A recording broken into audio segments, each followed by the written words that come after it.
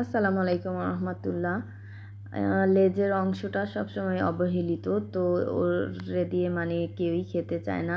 যে পরিমাণ কাটা থাকে লেজের অংশ আর মাথার অংশ তো মুড়িঘণ্ট করি, তারপরে অবহেলিত হয় না, উনি সম্মানিত থাকে। তো আজকে ভাবলাম একটু লেজকেও সম্মান দিই। তো ওনাকে সবসময় কাবাব বানিয়ে ফেলি, আজকে একটু অন্যভাবে করলাম, শাহি শাহি করলাম যাতে উনি একটু সম্মান পায়, তার জন্য লেজকে তো একটু লেজটা ভেজে নিলাম। অন্য অংশগুলো ভেজে দুপুরবেলা অন্য আইটেম করেছিলাম, আর এটা রাতের বেলা আবার করলাম।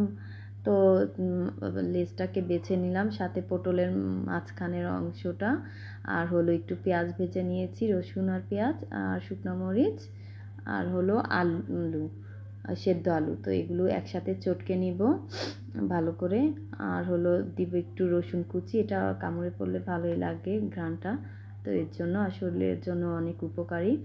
আর সাথে দিব হলো চাট মশলা, আর একটু সামান্য পরিমাণ লবণ, আগে মাছে দেওয়া ছিল তো আলুর জন্য লবণটা দিলাম, আর একটা ডিম বাইন্ডিংয়ের জন্য যাতে ছুটে না যায়। তো বানাবো আজকে পটল দিয়ে, কি বলে এটা, পটলের নাম বুঝে পরে নাম বুঝে নেই। তো এটা পটলের ভিতরে দিচ্ছি। তো পটলটা আরেকটু পেটটা আরেকটু বড় হলে ভালো হতো, পটলের সাইজ অনুযায়ী পেটটা ছোট, তো তাই আটছে না। তো কোনো মতেই অল্প করেই নিলাম। আর হলো পটলও ছিল অল্প, উনিও লাস্টে সব সবজি শেষে উনিও এই কয়টাই ছিল, না হলে আরও বেশি করে করতে হতো, এত মজা হয়েছিল কি বলবো। আর বাকি অংশটা হলো কাবাবের মতো, মাছের কাবাব বানিয়ে ফেললাম। তো এটাও এক সাইডে দিয়ে দিলাম, তো হচ্ছিল না দেখে আবার চেঞ্জ করে নিব। তো মৃদু আছে একটু একটু করে এটাকে ভেজে নিব। তো খুব সহজেই উল্টানো যাচ্ছিল, ছুটে যাচ্ছিল না, কিন্তু একেবারে চিকন যেটা ওইটা পাটটা পেটে বেশি আটে নাই।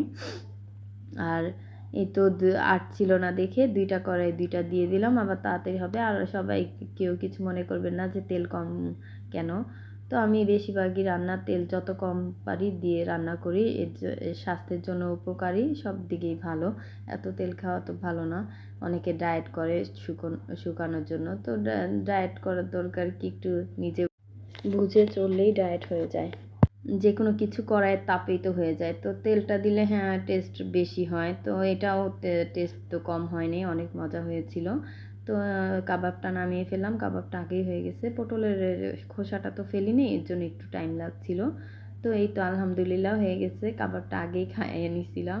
তো পটলটা একটু লোকমায় দিয়ে খেলাম। তো সবাই যদি ভালো লাগে রেসিপিটা বানিয়ে দেখবেন, আর শেয়ার করলে ইচ্ছা আপনাদের, যদি ভালো লাগে শেয়ার করবেন, পাশে থাকবেন।